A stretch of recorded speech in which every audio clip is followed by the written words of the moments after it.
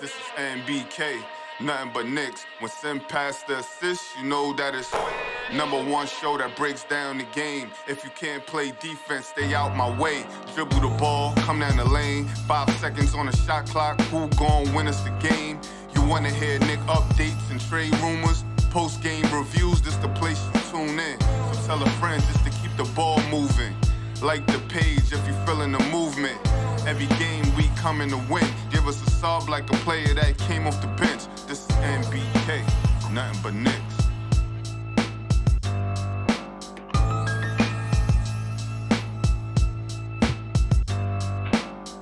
Knicks family, what's poppin'? It's your boy. Good afternoon, ladies and gentlemen. We're just a few hours away from the New York Knicks taking on the Charlotte Hornets. And I'm going to tell you right now, folks, I know some people expect and think this is going to be an easy game, but I don't. The Charlotte Hornets have played good basketball so far, and I think the Knicks are going to have their task cut out for them. So I expect there to be a good basketball game tonight. I got Uncle Fulio in the building. We got Steph in the building. We're going to go ahead and break this one down. Josh, what's popping with you, man? How you feeling today? Afternoon, Sam. Afternoon, Steph. How are you today? Pretty good. Salute to the chat. Salute to the chat. Yeah, Sam, I agree with you. Like we always been mentioning, the Knicks can't take any game for lightly, and the fans shouldn't either. So I think they are going to come out prepared tonight, and let's see what happens. Yeah, let's see. Steph, what do you think about this game tonight? The same. Shout out to you and Josh. I think it's gonna be a tough game. You know, they lost to Atlanta, but they put up 112 in the first 2 games. I think they put up 126. Yeah. And their coach, like I said, by Steve Clifford, he's back. He's similar to Tom Thibodeau, so they're not licking their wounds over Ball and Bridges being out. Those Right. guys, they have the next, man up mentality. They'll be ready. Yeah, and the Charlotte Hornets are historically for this Knicks team. Well, obviously, I guess I can't say this Knicks team because we don't know what they look like. We don't know what it's going to be like with Jalen Brunson. But historically, the Knicks have struggled against the Charlotte Hornets. You know what I'm saying? It's just been a tough team for the Knicks to match up against.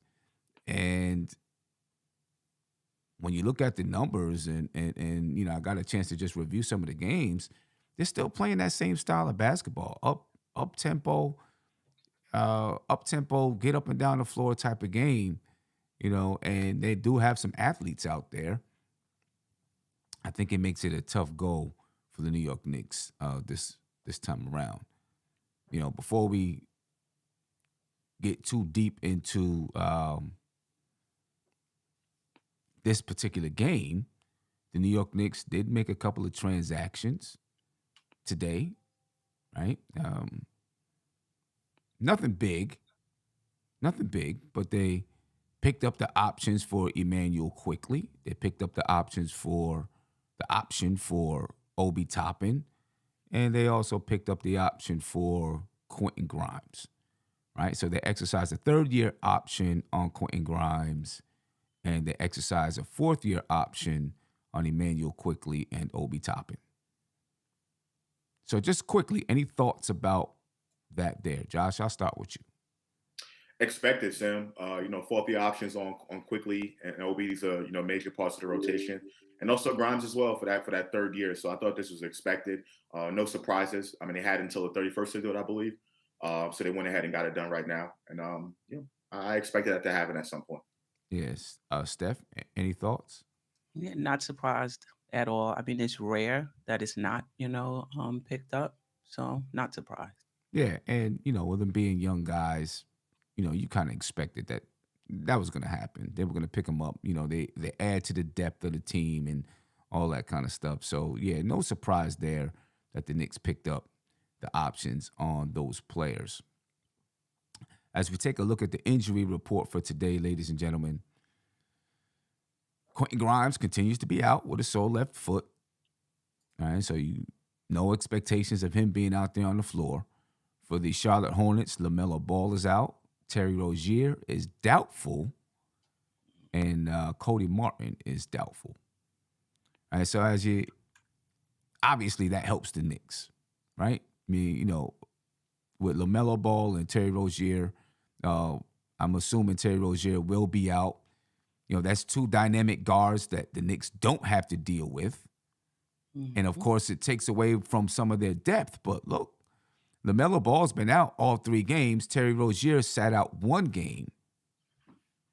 And that game that they sat out, Dennis Smith Jr. stepped in and played well. And they defeated the Atlanta Hawks. So we can't, get too happy that they have these guys out, because that means other guys got to step up, like Steph said, the next man up type of mentality for the Charlotte Hornets.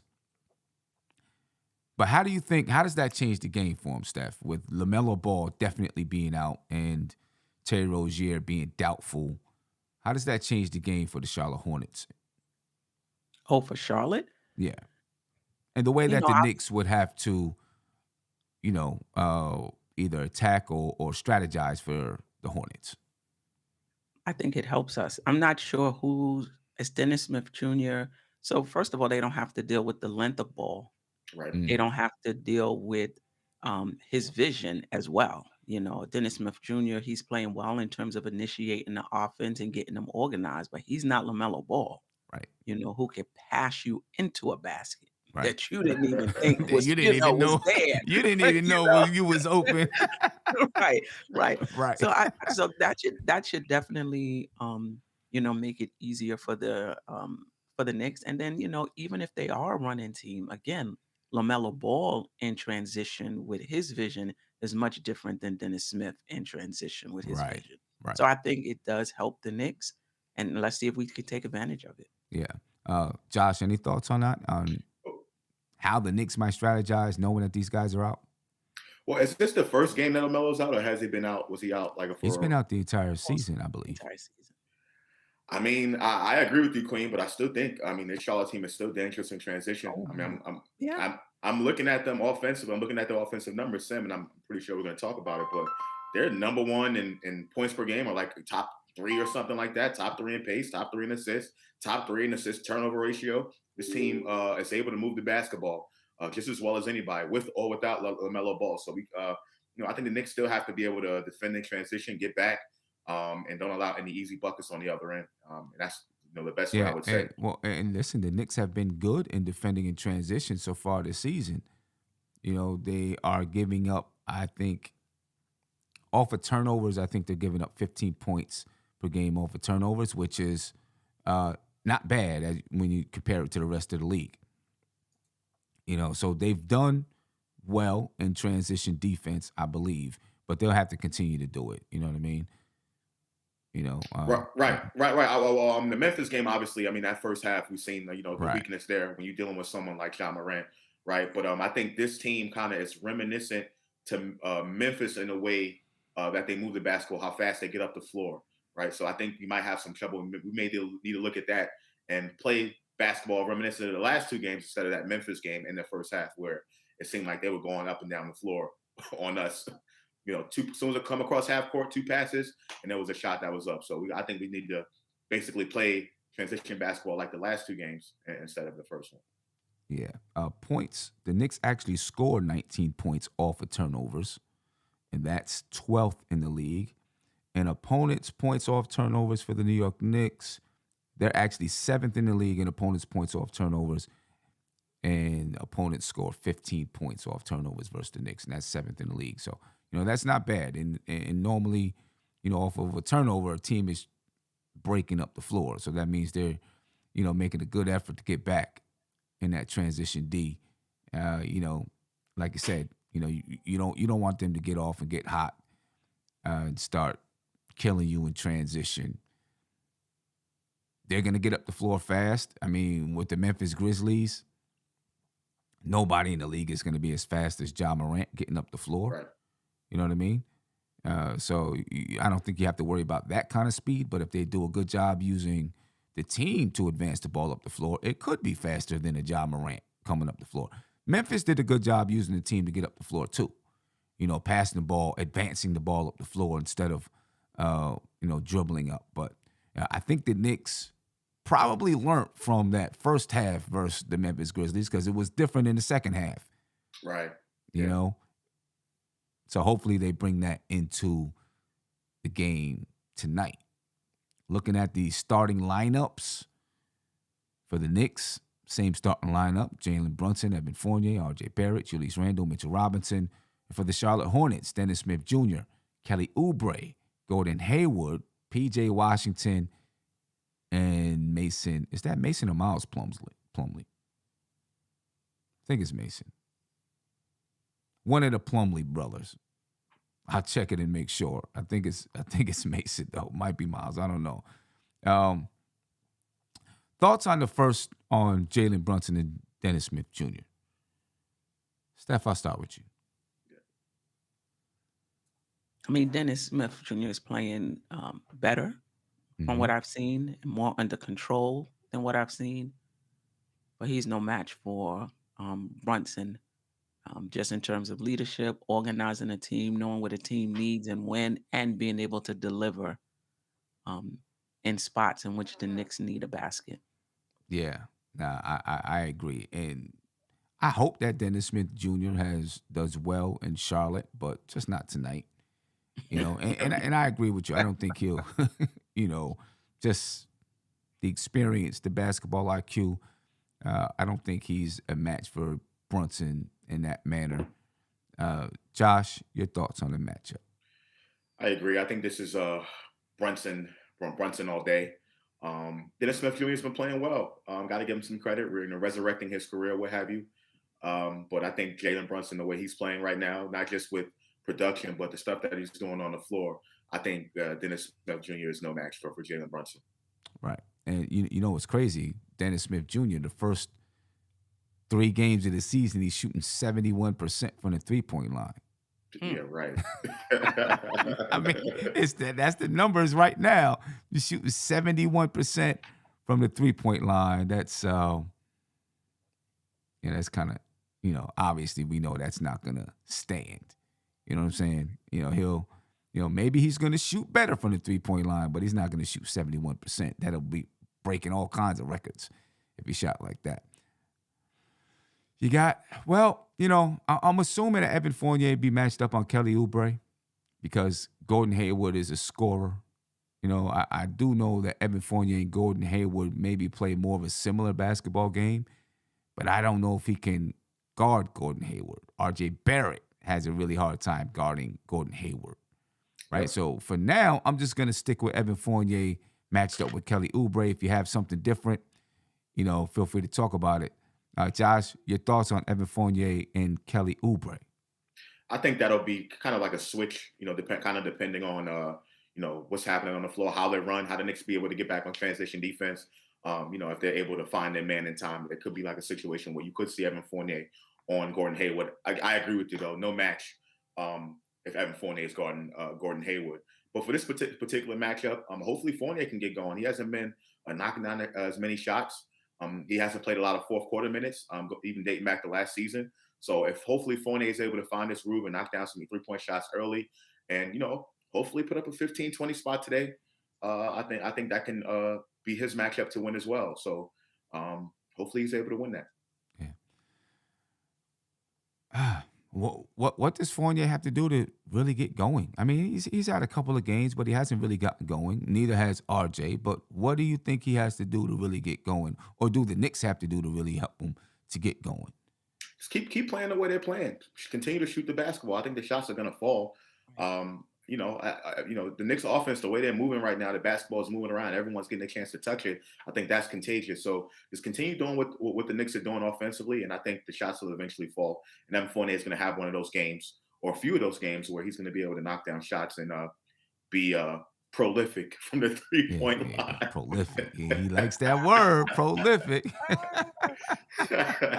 Okay. Today would be the day. Tonight would be the night for him to do it. If he's going to do it. Gordon, Kelly Oubre, I don't know what's he shooting from the 3-point line. Yeah, I don't know if he's shooting a particularly high percentage or not. I'm going to check that right now. Steph, what do you think about the matchup? I think it can go either way, depending on how Fournier is shooting. I will say that his shot is not falling, but I like the movement. I like seeing him get the rebound, bring the ball up the court, put the ball on the floor. It just seems like, with all of the Knicks, it's just an equal opportunity offense. Move your body, move the ball. So I like that about him. And if he's hitting the shots, it can be a wash. Yeah, You know. yeah. So I'm not that down on Fournier, really. You Me know. neither. Yeah, I mean, I'm not down on him either. I know people are ready to get him out the lineup, start Cam. I'm not ready to do that as of yet. Kelly Oubre is averaging 17.3 points per game. He's shooting 46.5% from the field and 40% from the 3-point line. Wow. Yeah, the thing that concerns me about the matchup is Kelly Oubre has the ability to put the ball on the floor. And can Evan Fournier stay in front of him? That's what really concerns me about this matchup. Gordon Hayward, he's not really that guy that's going to put the ball on the floor. A lot of backdoor cuts, a lot of coming off screens. Every once in a while, he might put the ball on the floor. So, I mean, it makes me wonder which one is going to be the best matchup for Evan Fournier. But the way that Gordon Hayward can move off the ball, I mean, it's a tough matchup for anybody when he's out there. I mean, do you still think? I mean, is that the best matchup for Evan Fournier, Kelly Oubre? I don't think so. I mean, how's Hayward playing? I mean, I think he's playing okay. I don't is he like Um, playing off the charts? he's not The playing thing off the with Hay charts. I think he he's can averaging. post you up too. He's like what, Yeah, 6? I don't know if he's that much taller than Fournier. Fournier is 6'7", but he's definitely, you know, um, more built than Fournier is. yeah, he's averaging like 19 points a game. Oh, He's shooting. His first game he had 20. Second game he had 28. He had 12 in the previous game. He's not shooting that well from three so far. He's shooting like 30% from three so far, but he's still shooting a high percentage from the field. You know, uh, I think they'll do a lot of switching, no doubt about that. He's averaging about 13 shot attempts a game. He's shooting 55% from the field, while only shooting 30% from the 3-point line. right. That means he's getting a lot of mid-range shots off and knocking them down, Yeah. and maybe even getting some buckets at the basket.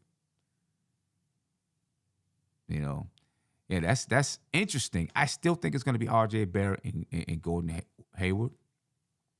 As a matter of fact, that's actually my matchup of the night is R.J. Barrett and Gordon Hayward. You know, I just and the reason why it's my matchup of the night is because R.J. Barrett's had a hard time guarding Gordon Hayward, and I want to see if he can guard him tonight. I feel like if Gordon Hayward, right now he's the leading scorer on this team without Terry Rozier, without LaMelo Ball, is the leading scorer out there. If he gets off and he starts getting hot, it could be trouble for the Knicks. I just remember in the past when R.J. Barrett would guard him, man, and Gordon Hayward, and I don't know if it was last year, but maybe the year before, Gordon Hayward was cutting all over R.J. Barrett. You know what I mean? R.J. couldn't keep him in front of him. And, it was tough. I think he went for 30-something points that night. And I believe Charlotte won the game. RJ's got to keep him in front of him. Got to watch those backdoor cuts. And that's one of RJ's Achilles' heels on defense, right? Is those backdoor cuts. Can't let him cut backdoor and get easy buckets. He's not shooting well from three right now. So he's obviously killing from mid-range because he's shooting 55% from the field. RJ's got to be right there on him, when he's coming off screens, ready to contest shots and so on. Then I think he's got to put pressure on him on the other end. Any thoughts, Steph, about this matchup, my matchup of the night, RJ Barrett versus Gordon Hayward? Muted. I think this can go a lot of different ways. Hayward, even though he's playing well, he's not the Hayward of old, right? Even though he is, he's playing well through the first 3 games. RJ Barrett to me is not a great defender in any event, right? So if RJ is able to score, he gets his game on track, maybe he can match him, as far as points is concerned. But I don't Mhm. really see RJ as a defensive stopper. I think one thing that will happen though, he's not going to be able to post RJ Barrett up. Right. Like that's not going to happen. Right. So Right. anything he gets, is going to be, off of mid range, off a screen. I'm not. I don't quite remember Hayward. Yeah, I think he does. Put the ball on the floor. Um, I think it's gonna be more about RJ Barrett scoring than stopping, but I do think Okay. he'll take away that element of his game in terms of posting up. Yeah. And if this is a game that RJ can get off and start to find some rhythm, this could be a good one because I don't think Gordon Hayward, it's Good not defender a either. great defender. You know what I'm Right, saying? right, So right, this right, could be a game for RJ to really, right. find his rhythm. Josh, what do you think? I agree with Queen here. Obviously, I've been saying this for a long time now, but I'm looking at ways RJ can get better and some things that I guess he can build off of. Right, RJ definitely isn't the best off-ball defender, but when he has his person on the ball, he's able to be, I guess, formidable, more formidable than he is off the basketball.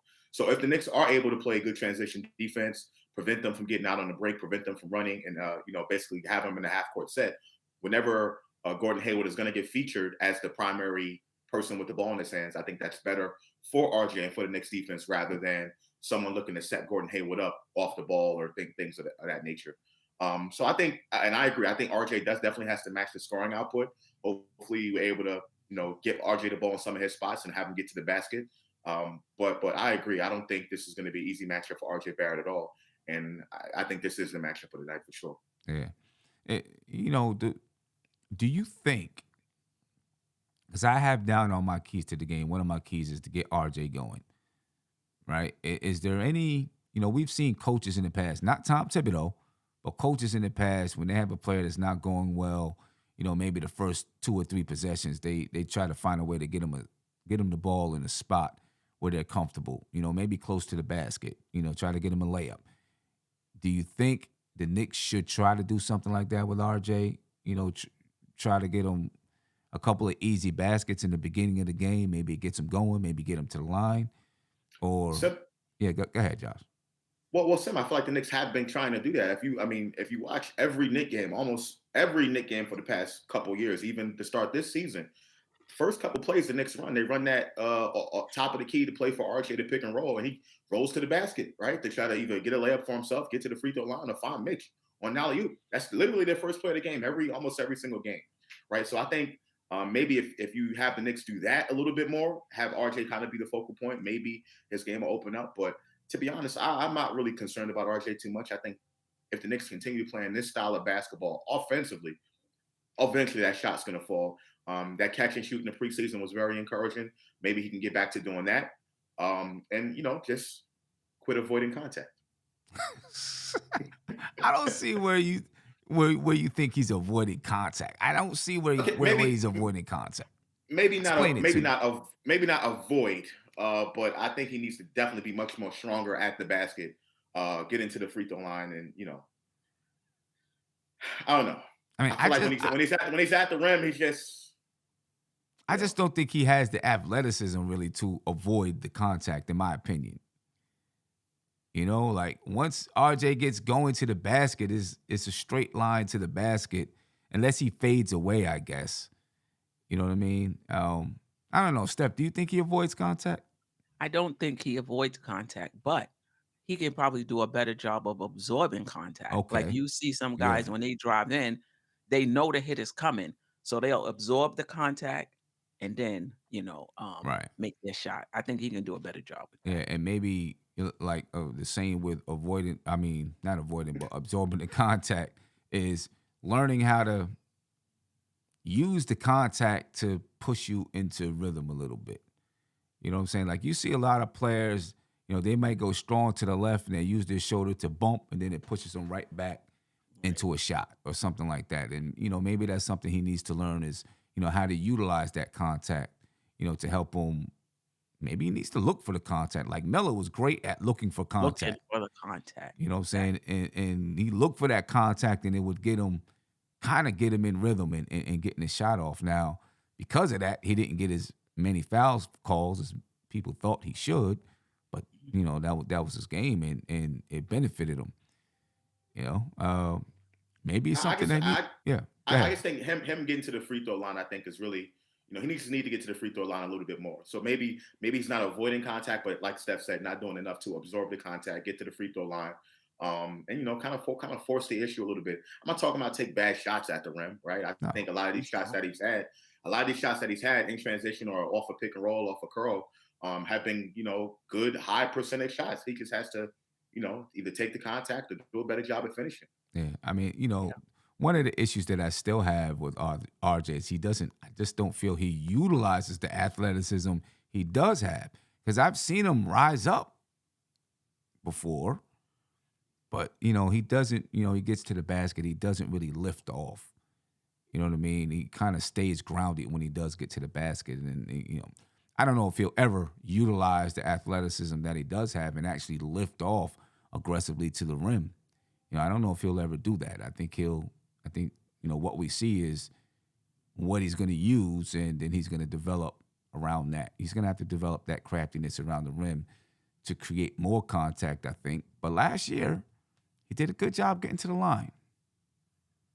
He got to the line. There was a point in the season last year where him and Julius Randle were both in like the top 10 in free throw attempts or something like that, or top 10 at getting to the line. So, let's see if as they're playing and he gets more comfortable in, where he's getting his touches from and things like that with this lineup, if he's able to, get some, start to get to the line a little bit more. I think he's going to the line, 4 times per game right now, or having 4 free throw attempts per game, something like that. See if he gets that number up. Let me ask you this. If Gordon Hayward he gets hot and he's going off, what do you just stick with RJ? Who else can you match up with him? Cam? Cam. And if not Cam, then I don't think you can do anything. Right? Who else is out there? Obviously, Grimes is not there. So if RJ's not doing it, it's gonna have to be Cam. We'll see how that turns out. But ladies and gentlemen, the matchup of the night, for me, RJ Barrett and Gordon Hayward. But you got I know Josh, you said you think this is the matchup of the night. Steph, yes. Do you look at any other matchup to actually be the key matchup of the night? Julius Randle and PJ Washington, as well, with PJ's versatility. So, he has the ability to hit the three. He has the ability to score in different ways. I don't think he's not their leading scorer, at this point, but he's not somebody for Julius Randle to take, lightly, Right. as well. So Right. I like that matchup. I don't know if it's the matchup of the night, but I'm really interested in the Randle PJ Washington matchup. He hits the three or he takes the three, so Randle has to guard him out, by the 3-point line, as well. So I'm interested in that matchup. He's actually taken 5.3 3-point attempts this year per game, and he's hitting it at 43.8% so far this season. Yep. So yeah, he Randall's gonna have to be on point. I know Randall is glad that Bridges isn't playing though, because Bridges was lighting Randall up last year. He was lighting Randall up every time they stepped out there on the floor. And I think Bridges was taking it personal for some reason. Yeah. He was taking that personal, and he was lighting Randall up. I do think that's going to be a good matchup. I think Randall should win the matchup as long as he's playing the way he has been playing. I think he should win the matchup. But yeah, you're going to have to. Randall's good at letting some of these power forwards knock down threes. And he's shooting it at a high clip. He's going to have to make sure he's out there. We don't want them to get hot from three. I think everyone, well, besides not Plumlee, but Washington, Oubre, Dennis Smith Jr., they're all shooting it well from the 3-point line so far this season. So the Knicks are really going to have to pay attention to that line and not let them get off. Although Charlotte, they're only shooting like 29 attempts per game. It's like 24th or something like that in the league. So they're not shooting a lot of them, but they're shooting it at a high clip. You know, Mason Plumlee and Mitchell Robinson. Any thoughts on that matchup there? No. Barbecue chicken. Yeah. Right. But Plumlee shares time just like Mitchell Robinson with Nick Richards, I want to say his name is, who's much more athletic, a very good rebounder as well, double-digit rebounds in a few games. Kind of raw though, offensively, but so is Mitch. Right. But I think in terms of our center combination versus their center combination, because both share minutes, I don't even think it's gonna That be shouldn't close. even be close, right? You know, No. this should be an area that should be an area that we dominate. Right. As far as Right. rebounding, block shots, etc. Uncle Fulio, any thoughts? Well, yeah, I just think Mitchell Robinson's going to dominate the offensive glass like he has been doing. If the Knicks are not making shots, you expect Mitchell Robinson to be right there to clean up the glass, and Hartenstein as well, right? Also looking for the alley-oop game. I think the alley-oop game is going to be there if we can get some early penetration. And I like the way Mitchell's been playing, and I don't think this is going to be a matchup that he really has to truly worry about. Unlike Steven Adams or somebody like that. Right. But I think this is going to be really good. And as far as Randall, I didn't get a chance to comment on Randall and PK. I think Randall will win that matchup. I got to say, I am really pleased with the way Julius Randle's playing. Not just the efficiency, forget about the production, but moving without the basketball. Like, I didn't expect Randall to be playing like this. That's why I had my take about me not expecting the Knicks to do this during the regular season. But he's definitely proven me wrong up until this point. So I'm really happy with the movement without the basketball. You see give and go with Brunson is there, running the baseline. Like, when have we last time we seen the Knicks do that?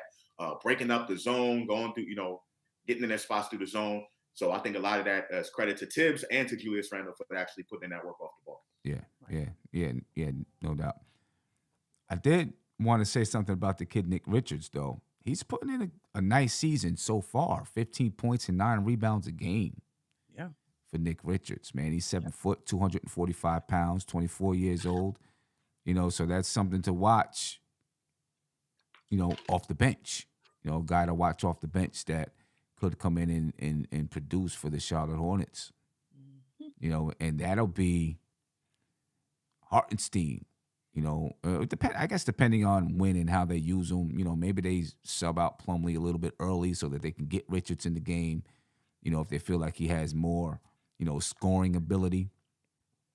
Either way, he's a guy to watch out for. 15 points a game and 9 rebounds. Yeah, and he's not really a shot blocker. So, the Knicks should be able to do some work at the rim, you would think, right? As a matter of fact, the Knicks, I believe, are 4th or 5th in the league in points in the paint, but so are the Charlotte Hornets. Yeah. They're also high in points in the paint. So that's an area that I think the Knicks got to watch out for, is where the Charlotte Hornets score, because it's not coming from the 3-point line. And, Tom Thibodeau goes crazy about guys scoring in the paint. That's why he guards the paint so tightly. Looking at some of the team stats between the two teams, the Knicks are averaging 119 points per game. They're grabbing 51.3 rebounds per game, 27 assists per game, 12.7 turnovers. That's a very nice assist-to-turnover ratio. Number one, Yeah, I believe. Number one. It's number one in Number one in the NBA. Okay, nice. 6 steals per game, 4.7 blocks per game. Number 2, sorry. Number 2. By like 0.01. Yeah. They're shooting 46.1% from the field, but only 32.1% from 3. 72.3% from the free throw line. They're 19th in pace at 99.38. Big improvement. You said, well, I mean, from last year. From that's last the year. Knicks, right? Not from the Yeah. preseason, though, but from last year, yeah. Right. I think that's a tremendous improvement. That's what my biggest concern was, and at least they're taking a step to move forward. I love that. Yeah. Offensive rating is 115.5. That's 8th in the league, and their defensive rating is 104.9, 5th in the league. Right. And, I think we all kind of knew that, Tom Thibodeau is not going to allow the Knicks to not be a good defensive team. Right. But for the Charlotte Hornets, they're averaging 122.3 points per game, grabbing 46.7 rebounds per game, 28 assists, 14.3 turnovers, 7.7 steals per game, 6.7 blocks. They're shooting 49.5% from the field and 41.6% from three. They shoot the ball 77.6% from the free throw line. They're fourth in pace at 103.5, fourth in offensive rating at 118, and they're 11th in defensive rating at 108.1. That's so far this season. Wow. Yeah. I mean, when you look at it, a lot of stuff is similar, besides that 3-point shooting and pace. But there's a lot of things that are similar between these two teams. And I'm just going to say the Knicks can't let these. There's a lot of, they're scoring from the 3-point line because they're shooting from a high clip, but they're also getting in the paint, scoring a lot of points inside. Right. So how do the Knicks, some of my keys to the game is almost two opposite things. Defend the 3-point line, but also defend the paint. How do we do both against this team? Because obviously they can do both. Well, I was going to say remain sound. Play sound defense. Know where you are on the floor. See the ball, see your man. I don't feel like the Hornets have anybody that we need to double, anything like that. So I just think we need to play sound defense, be able to close out effectively, and don't get beat. Don't get beat backdoor, really, because this team doesn't really have anybody that they're really going to put the offense around and say, go get me a bucket, in the half court or anything like that. From those numbers, and I haven't really seen them play much this season without LaMelo Ball, or they don't have Miles Bridges either. But this team moves the basketball just as well as we do, if not better, right? So we just got to be disciplined on defense and not allow anything easy. Close out, play hard, and then force them to take tough shots. Yeah. That closeout is a key, I think. Those closeouts, right? If you're gonna help out inside, you got to get out to your man, hands high. If he knocks it down, he knocks it down. But you can't just give it to him. Steph, what do you think? How do we defend both against this team? Yeah, like Josh said, just play sound defense. I don't think you can load up on the 3-point shooters. I don't think you can sag back in the key. Mitch has been extremely active, back there. So, I've seen him not just block shots, but deter shots as well when people, get into the key. So, right, that's gonna help us as well. Our 3-point defense, is pretty good right now, percentage wise, but the teams we've played are not really great 3-point shooters. I don't know how much of that was us, and how Right. much of that was them just not being really good 3-point shooters, but we're top 5, definitely top 10 in terms of opponent 3-point percentage, and opponent field goal percentage. They're shooting very well. What was it? 40, what was that? 49% from the field or something Yeah, like that? 49% from the field. But our opponent field goal percentage is pretty good. So, it's going to be interesting to see how that, works its way out. Yeah, almost 50% from the field. Yeah. One of them is going to have to give. So yeah, right. Something's got to give, unless it's just going to be a 140 to 138 game or something like that, Right. between these two teams. Mitch is going to be really important, though, right, to help protect the paint inside.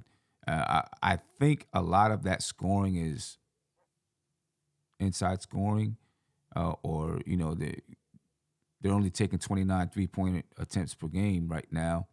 I think a lot of that, though, is mid-range. Gordon Hayward scoring in mid-range. Kelly Oubre scoring in mid-range. When Scary Terry was out there, a lot of buckets at the rim because of his speed, their ability to push the ball up the floor, so he, I'm sure, had a lot of buckets at the rim. So without Scary Terry, are they getting a lot of buckets right at the rim? I don't know. I don't know who else is penetrating like that. I don't think Dennis Smith Jr. has that kind of speed to break down the defense. We know he can, get in the lane from time to time, but not break it down with speed. You know what I mean? And I don't know maybe if Oubre off the slash. Oubre might be off the slash, About Fournier. right? Off the slash. Yeah, this is going to be a tough game. It's going to be a tough game for the Knicks tonight. Yeah, I'm super excited though because I just want to see the Knicks against better and better Right. competition. So this week, I'm super excited about the Yeah, game. exactly. Because it's going to tell a lot about the team, right? Yep. And who we are and what we are and how we might be able to compete against better competition. Right. Queen, And Queen, yeah. you were correct about the Knicks. They're second in opponents' 3-point percentage and second in opponents' field goal percentage. Charlotte is number one in opponents' 3-point percentage. Oh, number Yeah, one, so number I one had in to throw field that out goal. there. They're number one field in, goal or 3-point, 3-point? 3-point. in We on 3-point self percentage. check as far as that's concerned. We're shooting like I'm 30%. telling you. Yeah, and Charlotte is fifth in opponents' field goal. So they're right up there. I Both teams. told you that's Tibbs' brother. I told you. That's Right. his brother. We're mirror images almost, even though they're playing at a faster pace than we are. Yeah. Fourth. Yeah.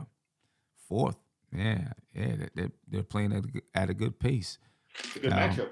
Yeah, it's a good Mhm. matchup. It's a really good test for the Knicks right now. Because this is a game that could, go down to the wire. I think it's going to go down to the wire. So they'll get another test of themselves going down the wire. They're going to have some different. We've played Detroit, who knows what exactly they are or where they are. Orlando, kind of the same way. So this will be I guess the second team we've played that's good. Orlando just matches up with us well, so it's a little bit of a struggle. But the second team that we're playing that's good, even though they don't have, three of their top players, they still seem to be a good basketball team. So it's going to be a good test. If the Knicks can pull out this win, their confidence would be high, ready for that Milwaukee game. But, we can't look over this team right here. Just some keys to the game. What are your keys to the game for the Knicks to pull this out, Steph? Wow. Yeah. Let's hit some 3-pointers. Let's score. I mean, listen, I think we have to continue moving the ball and moving our bodies. I think we can't get, slowed down in terms of people holding the ball, taking too long to set their own shot up. We have to continue moving the ball, our bodies is going to make it harder for them, to guard us. We have to rebound well. I don't know where they're ranked in 46.7, but we have to continue to rebound well. That's a key to the game. And our guys have to show up. The guys that we're counting on, game in and game out, have to show up. And hopefully RJ comes to the party, tonight because we're gonna need him. Right. They're ranked 10th in rebounding Okay. at 46.7. The I Knicks think are we're like 4 or 5 or something like that. we're third right now Third, at okay. 51.3. Yep. And they're ranked 5th in assists at 28, and we're ranked 9th at 27. Wow. Two evenly matched close. teams. Yeah. Two pretty evenly matched teams, man. It's gonna be a fun one. What I will say is if it's close down the stretch, I like the fact that we have Brunson over them having Dennis Smith Jr. Yeah. Yep. Offensive rebounds, we're ranked second in the league behind Utah Jazz by 0.1 point. They're 15.8. We're 15.7. And defensive rebounding, we're sixth in the league at 35.7. The Charlotte Hornets, offensive rebounding, they're ranked 10th, 33.7. And then defensive rebounding, wait a minute, hold up. Offensive rebounding, 13. Defensive rebounding, they're ranked 12th at 33.7. Yeah, Sim, for me, my keys to the game, I think rebounding is definitely going to be important. But for me, offensively, continue to move without the basketball. I think, we talk about RJ, we talk about getting Fournier going, and just everyone else, that's going to have their games or what have you. If you continue to move the basketball, the ball don't lie, right? The ball, the shots are eventually going to start to fall because you're going to get open looks, right? So continue to move without the basketball, rebounding. And transition defense, just make sure you get back on defense, prevent them from getting easy buckets, because we know how good this team could be in transition if we don't limit them. So those are my three major ones for me. Yeah. Okay. For me, I've keep them out the paint because they're scoring a lot of their points inside. Right, they're one of the top teams in the league in scoring in the paint. So are the Knicks. But then also defend the 3-point line. So this is where Mitch really does come in as being a guy who can alter shots. And then we need guys to close out when that ball gets kicked. First, if we can stay in front of our man, which could be difficult with this team because we've seen that, we let guys get in the paint, and it's the reason why Mitch is so important out there. But if we can keep our guys out the paint, from dribble penetration, now it's easier for us to also defend the 3-point line, through strong closeouts. So we'll see if they can do it. Those two things are kind of opposite each other. You normally give up one, but they're strong in both categories. So we'll see what the Knicks can do. Limit the turnovers. The Charlotte, they are 7th in the league in points off turnovers. All right, so we don't want to give them. We've only been averaging 12.7 turnovers per game, but we don't want to give them any food to get out and break. You know what I mean?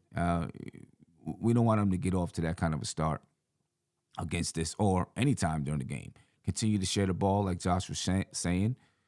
Keep the ball moving.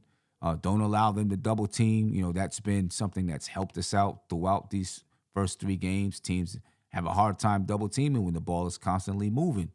Because if they do try to send a double team, that ball is going to swing to the open person, and they're going to be wide open. So continue to move and share the ball. Find a way to make sure RJ gets going tonight. Tibbs, I think, is really just going to let it play out as far as within the offense. But, we need RJ to get in rhythm, get comfortable and get in rhythm. This could be a good game for him to do that. If it's going to be a little bit of a faster-paced game, maybe got a guy like, unless they decide to put Kelly Oubre on RJ and Gordon Hayward defends Evan Fournier. That aspect, then we need Evan Fournier to get off. Probably need him to get off anyway. So Kelly Oubre is a pretty decent defender. We may see him on RJ Barrett instead of Gordon Hayward. But those are my keys to the game out there tonight. Mitch is going to be important too, altering shots. I just hope he doesn't get in foul trouble. You know what I mean? And we see a lot of minutes for I want to see minutes for Hartenstein, but I hope Mitch doesn't get in foul trouble because he's obviously the Knicks' best shot blocker. And if they're a team that scores inside, you might need somebody to block shots, but it could also put some pressure on Mitch. So we need him to stay in the game. Any other thoughts or players? What about the bench? Immediate Queen. I said their bench is starting. Their bench is in the starting lineup with Dennis Smith and I think Oubre was coming off the bench as well. One of the things though is they do play a zone at times. They will play a zone at times. That's where the brothers diverge, and let's see how the Knicks handle it. If they continue to move their ball and move their bodies, they should be able to get good shots against the zone. Right. And they did a phenomenal job the last game against the zone. When Orlando threw that zone at them, you had to play RJ cut to the middle. Then they were able to find the corner, swing one pass, and get that open shot that's there. With both units, the starting unit and the bench unit out there. So I think there's been a concerted effort for Tibbs to show these guys how to move without the basketball in the zone, get to the open spots on the floor, and be able to knock those shots down from spots. Right. Yeah, that play in the middle is so important when it comes to a zone. You know what I mean? If you can get the ball in the center, in that foul line area, and then, be able to score or attack from that area, the teams will come out of a zone quick. Obviously, if you're knocking down threes, teams will come out of it too. But, if you get that ball inside, now you open up everything. You open up the ability to score inside as well as the ability to, knock it down from three because the team is going to collapse. And so now, boom, it's open on the Yep. outside. Guys like Hartenstein who can score from that mid-range area is really important, I think, when teams decide they're going to play a zone. Obviously, RJ, Randall, you know, um, and maybe, the Knicks the last 2 years struggled with the zone a lot. Maybe they've learned something. And then, of course, you got Brunson out there, Right. who's, I'm sure, a better facilitator than any other guard we've had, operating against the zone. He and understands how to attack it better than anyone that we've had out there. If the Knicks can, because last year, I mean, that was a big reason why the Knicks offense would stall out last year. Even if the Knicks had it going well, team goes straight to a zone, slow the Knicks down, just like that. Bam. And all of a sudden they were confused and couldn't figure out a way to score. And so I actually would like to see Charlotte. I hope they do, Steph. I hope they play some zone today, so we can kind of see if maybe they play for some extended minutes so we can really see the Knicks operate in that zone. But if the Knicks are operating well, then we won't see it for extended minutes, I guess. Right. I think Orlando's zone was a little bit tougher too because Orlando's longer, right? So they can, I guess more coverage on the floor with their length. They can be able to defend some of those passes that go inside. Their closeout was really good, but the Knicks are able to move the ball so fast and get to their spots within the zone that they were able to knock some of those shots down. So Right. I think tonight's zone might be a little bit easier to play against offensively, but we still have to keep those same principles and continue to move without the basketball. I cannot stress that enough. Yeah. Move without the basketball.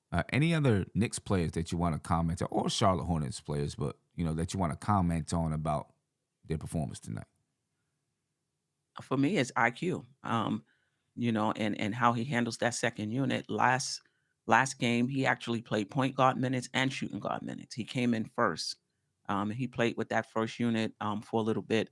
If he plays the way he played last game, I have absolutely no concerns about how that second unit will function. Right. If he doesn't, play like that, then you have to wonder, will Cam be able to get involved? Will iHeart be able to get involved? You know, um, will the second unit be able to continue to move the ball? They did a fantastic job the last game, right? Yeah. So, to me, how that second unit operates is going to tell a lot about our ceiling and how far we get. Obviously, we need our starters to play well, but you Hmm. don't want to lose leads, when your second unit comes in. Right. So to me, quickly is the key because it seems like he's getting both point guard and shooting guard minutes. Rose only played 8 minutes Mm. Right. the last game, and if he's going to be playing point guard, he needs to be on point, Right. pun intended. Right. Yeah. Right. Right. And I guess that's something to watch for too. With how many minutes does Derrick Rose play? And if this is the start of something, But Josh, I know you don't like him playing, and I hear what you're saying. If we have to depend on him, it's a problem. But if we have to depend on quickly and how up and down he is in terms of his decision making, that's a problem too. It's And not that I don't like Derrick Rose playing. I mean the second part is true. Like I don't think we should depend on him. And I think this is what the Knicks like. I know a lot of us were expecting Derrick Rose to get a lot of minutes, but I'm like, I don't know. I don't know about that. I think the Knicks should have fortified that position a little better than just leaving it to quickly if Rose gets Mm. injured. yeah. We got time. Yeah, we do. We got Yeah. time. Yeah. I mean, it's going to be interesting to watch with the emergence of Cam Reddish. Right? Maybe it allows Tom Thibodeau to be a little more comfortable in not playing Derrick Rose as many minutes right now, at He can least. handle the ball as well. Well, Yeah, because he can handle the ball a little bit as well. So you have someone out there who can score the basketball. I mean, it still comes down to who gets the team under control when it's necessary. If Derrick Rose isn't playing as many minutes, Right now, he's averaging 12.3 minutes per game. Well, I have kind of an alternate theory. Mhm. I was thinking when Grimes gets back, maybe Rose is probably the odd man out. Maybe Rose, Cam Reddish is in there and Rose is out. And then at the team, itself, whether we don't, whether we like it or not, the team is probably dependent on Quickly or allowing Quickly to kind of grow into that backup point guard kind of role. Not saying something I agree with, but that's maybe what the team is thinking. Yeah. I mean, it's a tough thing, man. I just don't know if we'll see. I don't know if he can sustain it. Right. I feel like he's the kind of guy that, he gets that urge and it's like, I got to go for mine, man. I got to have a game where I'm going for mine. I don't know. We'll see if he can sustain it and just be consistent in playing this kind of basketball. Because he has to refrain. And I think that's the tough part for him. Yep. He has to refrain. He Right. has to think about getting others involved. He has to think about where we are in the game. We have to think about what we need. Right. And some games he nails it, and other games he doesn't. You Yeah. know. And it's finding that balance so that he's satisfied with some of the things that he might want to do out there on the floor, but he's also able to, play within the team concept. There's a process he's going through right now, I think. You know what I mean? It might be tough for him. We'll see. Anybody else you want to comment on? Josh? Anybody? Well, no, I mean, I was going to also talk about IQ and some of those same things. I really think that, if Tibbs can kind of reel him in a bit, and if the team continues to play the way they play, I think that'll kind of be contagious for Quickly, and I can kind of put him in that direction of being a little bit more passive, allowing his other teammates to get involved. But let's not forget about the rapport that he has with Obi, right? He has that rapport with Obi, like those two on the floor together. That's a good thing for our offense, right? Our offense definitely can get some production out of those two.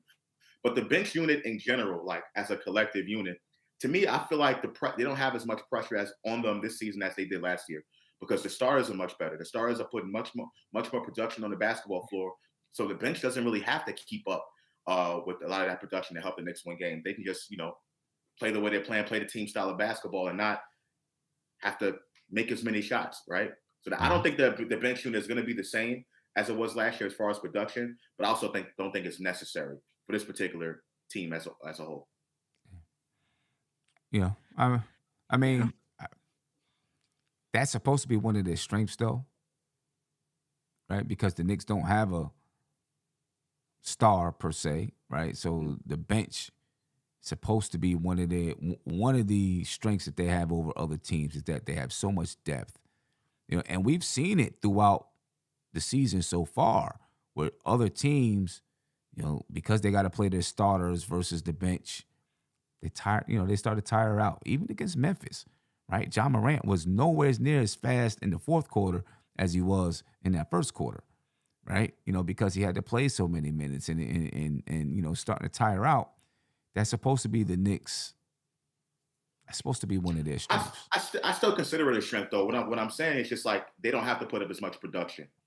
I don't think the production necessarily has to be the same as it was last season. Like as far as rankings, number one bench in the NBA, as far as points per game and stuff like that. I don't think the Knicks have to look at their bench from that standpoint, but for the fact of the depth, like you talk about, whenever, we need to have them on the floor for a certain period of time, they can be able to keep up, not necessarily outscoring the starters, essentially. Yeah. No, I get it.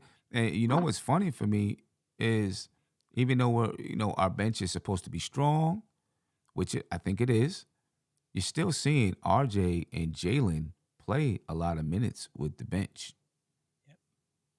Yep, they play a lot. I mean, they're the last two guys normally to come out of the starting, when he starts to shuffle in the bench, they're normally the last two starters out there on the floor. Right. And then you've seen them, bring RJ in with 9 minutes left in the second quarter, play until 3 minutes left in the first quarter and bring them back at 9 minutes in the second quarter or something like that. So both those guys are getting some good minutes with the bench players. So that's something that I think is different with this rotation.